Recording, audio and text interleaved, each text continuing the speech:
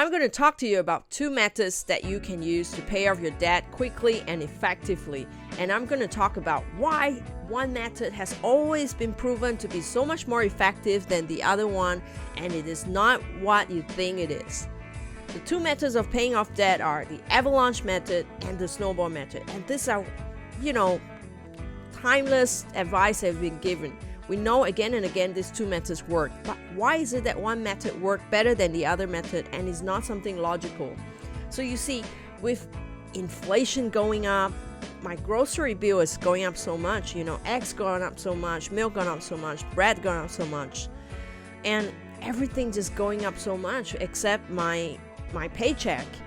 And it's hard not to go into grocery shopping and come up with $100 with nothing in my shopping cart. And it's incredible because I never thought that inflation will hit us so hard and so fast. So with that in mind, a lot of us are putting our credit card to use so that we can pay for our stuff. But yet when it comes back to us, we forgot that when we use credit card, we actually have to pay it back, and that is debt. So what is the first thing a person can do to actually start the process? And a lot of us procrastinate a lot. The first thing that we have to do is to admit to ourselves that yes, we have debt. So go into your mirror in the morning and tell yourself, yes, I have debt, and it's not a shameful thing. It's something that I'm doing something about. Because you're watching this video, you're going to do something about it, and I'm very proud of you for that. That is the first step, admitting that you have debt. And then number 2, you get statements every month, and nowadays it's so easy. It comes in your email, it comes in an app. You can just download your statement and look at how much money you owe. But so many of us are avoiding that because we know that number is gonna be shocking, and we don't even want to look at it. We don't want to admit it. And a lot of times when we look at it, we're shocked. So take out all your bills and see how much you actually owe this month. Just download the app, key in whatever you need to key in, look at how much you owe, and write it down. Because whatever you track and measure is going to get done. Because if you don't know how much is it and you're not measuring it, you're not going to get it done. And I know this is a painful process. When you're making a lot of money, you love to get into the bank account and look at it. But when you owe a lot of money and you're spending it on credit card, you don't want to look at it. It's okay. Forgive yourself, give yourself some room. A lot of times, financial distress got worse because we attach so much shame and guilt to it. Yes, it is not something that we could be very proud of, but everyone makes mistakes. Sometimes we hit on hard times, or we get emotionally triggered. People with bipolar or childhood trauma are more likely to have financial stress because of the relationship with money. You get triggered and you start spending money. So it's not your fault. You can get help and you can get better. So remove that shame and remove that guilt. Allow yourself to start looking at your debt. Download all your bank statements and your credit card bills and how much you owe on electricity, water, whatever that you're owing. Look at it, write it down, and say this is how, and get a number, get an idea of how much you owe. So that's step number 1. Number 2, look at the interest rate that each of these cards are charging. So if they're charging 24%, 25%, 30%, that means you're paying a lot. If you spend $100, you're gonna pay $30 more. So $100 become $130 plus late fee. It just keep rolling. $100 can easily become $150, and if you spend $1,000, it's gonna become $1,500. So think about that and start writing it down. Pen and paper, good old fashioned, or an iPad. Or you can download whatever I have on my website that helps you with your debt. It lists it down. It's all free. Just go to my website. And the other thing that you want to do is to get a budget. Yes, I don't care. You're 15 years old or 50 years old. Get a budget. Write down how much you spent last month eating out. If you don't know, download your Uber Eats app. Look at how much you spend. Download your Lyft app. How much you spend on getting a ride. How much you spend on gasoline. How much you spend on going to Whole Foods. How much you spend on eating out. Or if you're just surviving, how much did you spend on food? You know, how much actually, what is the number? You have to get down to a number. So with that in mind, go through your credit card with a highlighter, find out how much is it you're spending on each item. If it's not described like Amazon, go to your Amazon account, go to your Apple account, look at all the subscription, then create a budget. Now in this budgeting process, I want you to ask yourself, is it necessary to have a Netflix account when you're owing so much money? Is it possible to borrow the account or just watch it at your friend's house once a week instead of having a Netflix account? Can you cancel some account? Can you get a discount code? Can you get a free trial instead of paying for a membership? So think about that. And if you are having internet Wi-Fi, do you really need to rent the router, the modem for $10 a month? Or is it possible that you get something from Goodwill or someone who throws out their modem and you don't have to pay $10 a month? So here and there you can save money. That's only part one, because how much money can you save? Some of us need a basic amount just to survive. You know, we need food on the table, need water, we need to pay our rent. So that is one part. The next part is to budget what you have. So essential only, necessity, you're trying to survive. So if you dress well, smell okay, you know, you shouldn't go for anything more than your needs. So entertainment, you have to cut back on it. And one big secret that I found very effective on cutting back is to really cut back on your friends. Telling your friends and announcing to them, look, I'm not going to go out to eat anymore.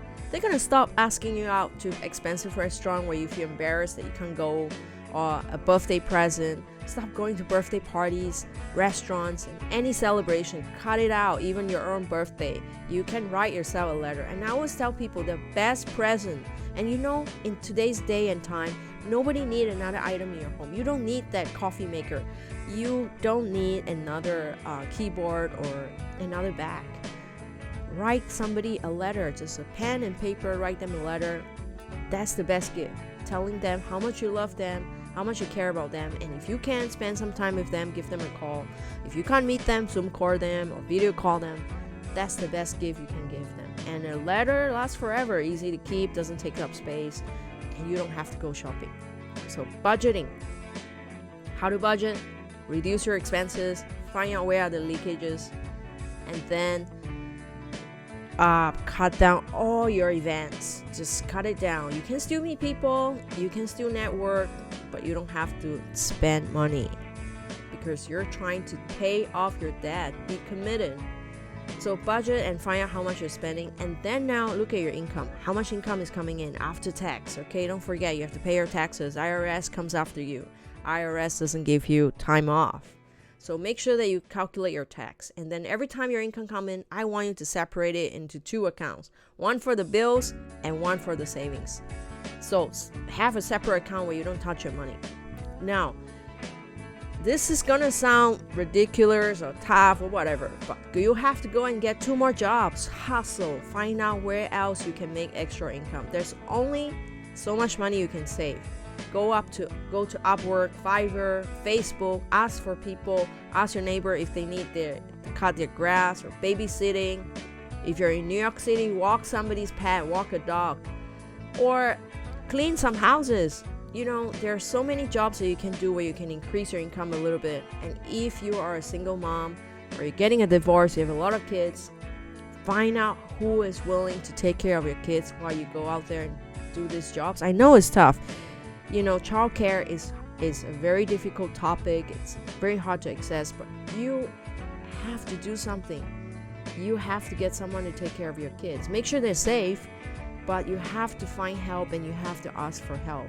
It may not be the best situation, but if you're the person taking care of all those kids, you're a single mom, who's going to make the money? And you'll be stuck in this. And you'll be depressed. You get into more debt. That's not good. It's not good for your mental health, not good for your financial health long term, especially if you're kids. You've got to ask for help and try a little bit a day. A little bit a day. And if you're in mental distress, get help, get therapy. And if you can't access therapy, watch some YouTube Just Google it. YouTube is the biggest search engine. Google your problem, search your problem on YouTube, and then seek professional help. If they're non-profit, you don't have to pay any money. Seek help. Ask for help out there, and get out of a dangerous situation. Or if you just lost your job, or if you are paying a lot of student loan and you drop out of college, a lot of bad things happen. But the thing is to have hope. Human beings can do so much things if you have hope and imagination. Allow yourself to imagine yourself being debt-free and then achieving financial independence. But it takes a step at a time. First step, write down how much you owe. Find out how much are the interest rate. Then the next step, find out how much of these expenses are not necessary. Cut them out. Cut out your friends, cut out the social events. Then look at your income. Then create a second and third stream of income. Get extra jobs. If you want to do YouTubing or anything online, some of this thing takes time and you need money now. So you need to go and get some physical jobs where you're doing label. Maybe you're working at McDonald's or cleaning houses or teaching somebody a new language. Just something that you can do now and creating some extra income. Then list down the debt that has the highest interest. That's the avalanche method. The highest interest, the one that charges you the most late fees, pay that off first. That's the avalanche method. I'm okay with this method. It sounds very logical to pay off the one with the highest interest rate first. But it creates a complication. Say if you have 6 credit cards and you owe money on each of these credit cards, and the one with the highest interest you want to pay it off and it takes 5 years, you're gonna run out of steam and motivation. So I would say the snowball method might work much better because psychologically you're gonna get organized. So 6 credit cards, consolidate them if you can. Use one credit card to pay off the other credit card, so you only have 2 to pay, and pay off the smallest amount first. So instead of having 6 credit cards to pay, you're only paying 3 credit cards or 4 credit cards. And once you have that quick win, where you have that little bit of achievement where you pay off one credit card, you have one less deadline to worry about and one less late fee to pay. And psychologically you feel motivated to move on. And that is the difference between the snowball method and the avalanche method. Yes, avalanche method makes so much financial sense, logical, that you pay off the one with the highest interest rate because then you're numerically better. But if you are logical, you wouldn't even be spending money on credit card. We're not logical beings, we're emotional beings. So we are triggered by these little successes that we get when we pay off one credit card. So I would say the snowball method, pay off the smallest credit card first, where you can pay off in 1 month or 2 months or 3 months, and then you feel better and more organized because it's so much easier to look at 4 credit cards or 3 credit cards than 6 credit cards. So I would say the snowball method doesn't make any numerical sense, doesn't make any a defiant physics because it's more expensive. You should pay that off first. But paying off the one that is easier to achieve, it's going to give you a sense of win and a sense of control. And with that sense of control, you can run with it. And you can do something and you can start believing in yourself. The problem about getting into debt is that we lose belief in ourselves. After a while, we just snowball and we stop caring. What is $1 going to make a difference to a $15,000 debt?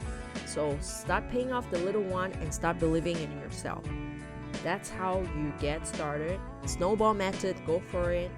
Start, and then there's also the cash stuffing method for budgeting. So what are some of the methods that you have used that you think really helps you pay off your debt? What are some of the advice, the best and the worst advice that you received in debt repayment? And what are some of the situations you're in that you think a creative solution can help? Comment below if you'd like to know more. I have other YouTube videos that help you understand personal finances. This is Lee Nagle signing off. If you like this,